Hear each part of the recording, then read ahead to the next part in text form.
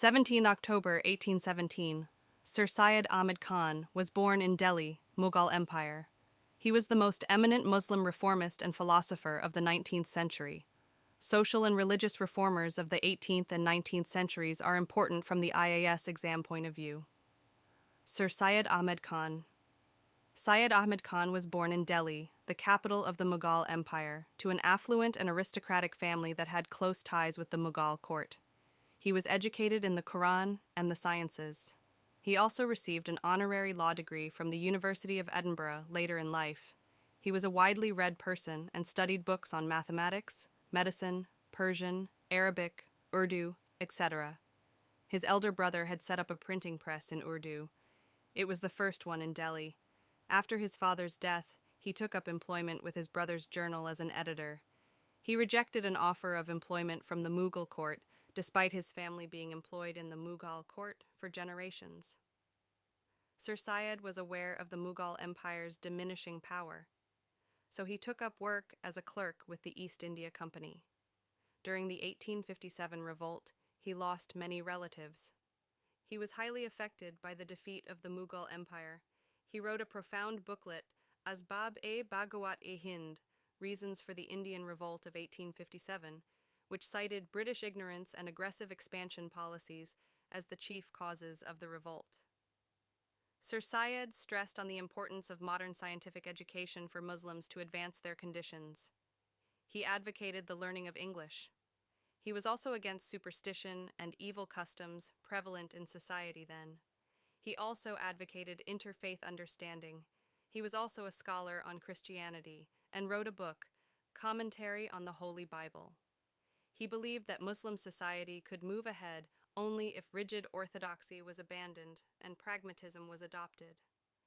In 1869, he received the Order of the Star of India from the British government. He set up many educational institutes to propagate education, the most significant being the Mohammedan Anglo-Oriental College, MAOC, which he set up in 1875. This later became the Aligarh Muslim University. The MAOC was instrumental in the Aligarh movement of the 19th century, which was an important movement of a renaissance among Indian Muslims. This had lasting ramifications on the politics, religion, and culture of the country. An unintended effect was the propounding of the two-nation theory that ultimately led to calls for creating Pakistan. Sir Syed is believed to be the first Indian Muslim who understood the need for a fresh orientation of Islam. He founded the Scientific Society of Aligarh, modeling it on the Royal Society of England.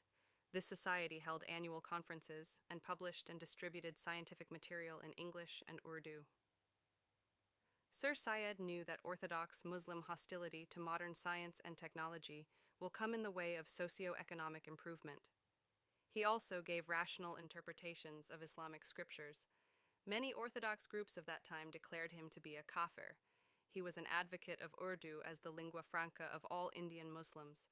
His works propagated the language and also proposed to the government to use Urdu officially. He was nominated to the Viceroy's Legislative Council in 1878. He supported Dadabhai Nauroji and Surendranath Banerjee in obtaining representation for Indians in the government and the civil services. But he was wary of the rise of Indian nationalism as he thought power would pass into the hands of the Hindus alone. He advocated Muslims to have loyalty to the British. In his own words, "We do not want to become subjects of the Hindus instead of the subjects of the people of the book." According to him, modern education was the most important path for improvement in the condition of Indian Muslims. He called for the study of European science and technology. He pointed out that there was no fundamental contradiction between Quran and natural science. He founded Mohammedan Anglo-Oriental College at Aligarh in 1875 to educate Muslims scientifically. He is regarded as one of the founders of the two-nation theory, which says that Hindus and Muslims cannot be one nation. Sir Syed was knighted by the British in 1888. He died on 27 March 1898, aged 80, in Aligarh.